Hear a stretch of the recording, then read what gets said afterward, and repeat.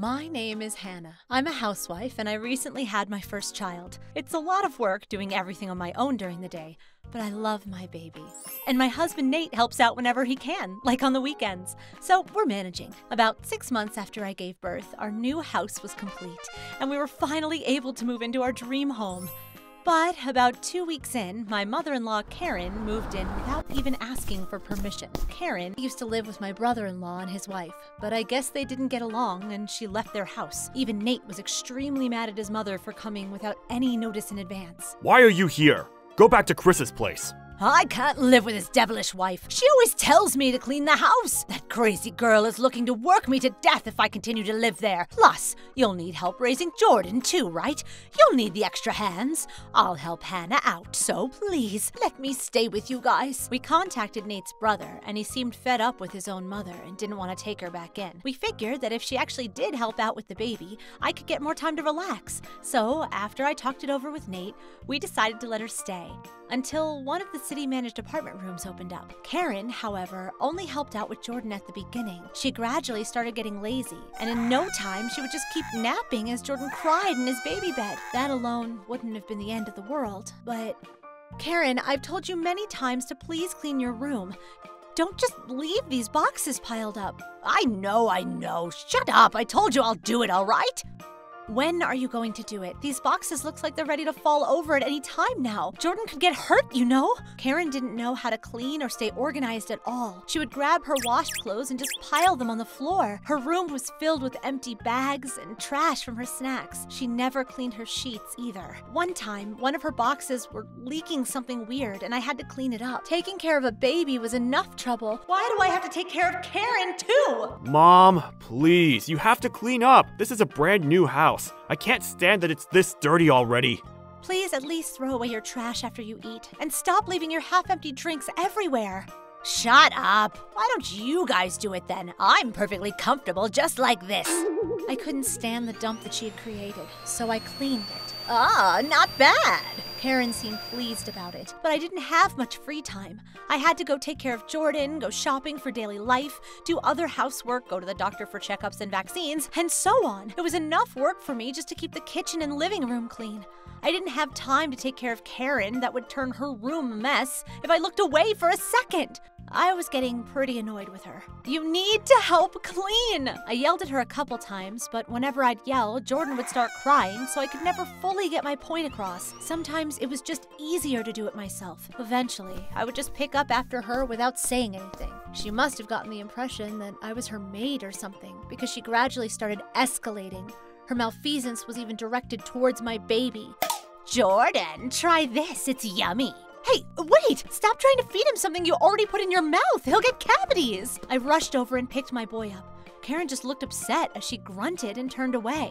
Cavities, how rude! Back in my days, parents would chew up food for their children. I was trying to help out, and you treat me like this? Times have changed, Karen. It's common sense not to feed babies things that have touched your lips these days. Not only can he get cavities, but he might catch a cold too. Blah, blah, blah. He's gonna be weak if you raise him like that. Back in my days, we ate things off the ground. That's how you build character. After this incident, I had to start watching Jordan and Karen 24/7. Karen didn't care that I was watching, though. She would try to give Jordan snacks with honey and kiss him all over his face. Nate warned his mother many times and went out of his way to search for open rooms in the city-run apartment complexes, too. Any room would do at this point, but every time he would find a viable option and try to arrange a room, I would never live there! Karen would call and cancel it. Enough, Mom! You want to just live in the park or something then? I'm about to die from the stress of having you around here! Oh, how dare you! That's no way to speak to your mother! You terrible son! Don't you feel bad for Grandma Jordan? Ah! What? Huh? Nate snapped and shoved his mother out of the house and locked the door. But Karen was a cunning woman. She had run into the police department and came back to the house with an officer. A man's got to take care of his mother, all right, son? The officer scolded him, and Nate dropped his shoulders in defeat. I'm sorry I'm not doing enough. I know how hard you've been trying for us, Nate. The enemy is just too strong. So Karen was here to stay. I was so tired of arguing with her, so I just kept silently cleaning up after her as I tried to keep Jordan safe. Thankfully, Jordan never got used to Karen. It was strongly attached to me, so that made it a little easier. 3 months passed like that, and it was Jordan's first birthday. I called everyone over for you. Let's celebrate! Huh? What do you mean, everyone? All of our relatives. 10 of them are coming, so good luck with the preparations, okay? What? What the hell? How dare you do something so selfish? Nate scolded my mother, but a light bulb went off in my head. Wait, maybe this is a big chance for us. When I explained my plan to Nate, he was willing to take the chance with me. And so, the day of the birthday party arrived. I decorated the living room all nice and pretty and made a bunch of dishes from early in the morning. All of our relatives were impressed and excited for Jordan. But Karen stood amongst them looking nervous. Sorry, can I hang my coat up somewhere? Yeah, sure. Go ahead and use Mom's room. No, don't go in there. Ah! The moment that Nate's uncle opened the door, a tremendous amount of trash poured out of the room, along with crumpled up clothes, mysterious tissue, banana peels wrapped in newspapers, and so on. Yes, it was me. I had collected Karen's trash over the past 2 weeks and put it all back into her room that morning. Empty bags, half-eaten slices of bread, plastic bottles with who knows what inside, unread magazines, worn-out clothes, pretty much anything you could think of just started tumbling out, and all of our relatives stood there and stared in awe. What the hell happened here? This is, Hannah did it. She's bullying me. I'm bullying you. Think again. This is all of your trash, Karen. It belongs to you, so I just put it back where it belongs. Do you remember how many times I told you to clean up after yourself? Yeah, look. Even those boxes that you brought over when you moved in are still there. We're fed up, Mom. We are done taking care of you. Hey, Uncle Ben. You had that shed by your house that you don't use anymore, right? Can you put Mom there? At this rate, Jordan's health is at risk and... What the hell are you saying? I can't live in that broken down shed. That's no place for a human to live. Well, if you keep living with us, this house will no longer be a place for humans to live either, Karen. You've messed it up enough. This was a brand new house. Oh, how dare you speak to me like that? You're just leeching off of my son. Karen got red with anger and raised her fist and charged at me. But she bumped into a box and things came crashing down on her. The box opened up and a bunch of posters from some singer came out. Oh no! Stop! Jordan! Along with the posters, some pins fell out and Jordan was crawling towards them. I ran over and picked him up with a pale face. Oh, thank God you're okay.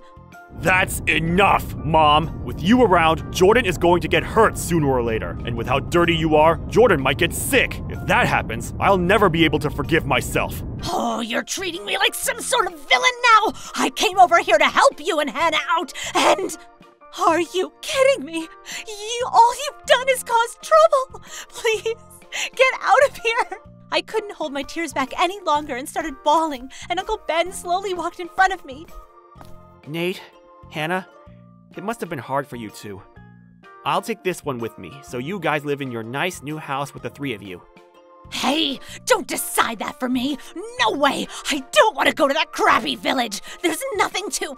Well, I don't want to continue living with you either. No way. Get out of my life. I'm cutting ties with you.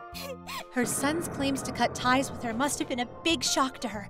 Karen just crumbled to her knees and kept mumbling something under her breath. After the birthday party, Nate's uncle took Karen and left. It was easy to pack her things because she barely unpacked any of it in the first place. According to Nate, Karen now lives in a rundown shed without electricity and has been told that she needs to work for her food. So she does farm work and lives a hard life now. It was a shed that they were planning on taking down anyways, so she was free to make it as messy as she wanted. A perfect house for someone like her, right? I heard it's filled with rodents and bugs. I can't live like this. I heard Karen complains about it, but she's definitely not coming back here, that's for sure. We had professional cleaners come in and clean the room that Karen was living in, so it's as good as new now. Of course, we deducted the cleaning fees from Karen's savings. Finally, I'm living in a clean home with Nate and Jordan happily ever after. That's the last time I'm ever letting anyone else live with us.